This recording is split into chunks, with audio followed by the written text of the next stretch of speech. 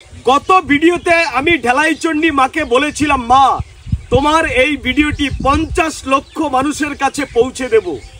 আর আমার সকল ঢেলাইচণ্ডী মা মনসার ভক্তরা, হিন্দু সকল সনাতনী ভাইরা 65 লক্ষ মানুষের কাছে ভিডিওটি পৌঁছে দিয়েছে।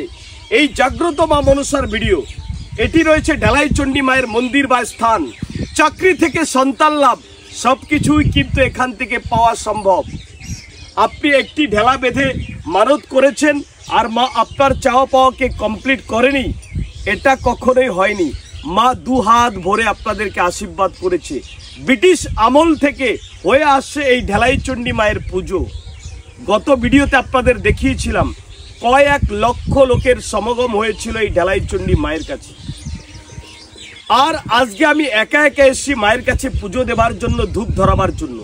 চাইলে আপনারাও এখানে আসতে পারেন। যদি আপনি কোনো রোগ ভোগে থাকেন, একবার ঢেলাইচণ্ডী মাকে ডাকুন। নদিয়া জেলা কৃষ্ণনগর কৌতলী থানার আন্ডারে মানিকতলা গ্রাম বা যাত্রাপুর গ্রামের ভিতরে কিন্তু এই ঢেলাইচণ্ডী মায়ের মন্দির। তাই আপনারা সবাই একবার বলুন, জয় মা মনসা, জয় মা ঢেলাইচণ্ডী। সবাই ভালো থাকবেন, নিজের খেয়াল, পরিবারের খেয়াল রাখবেন।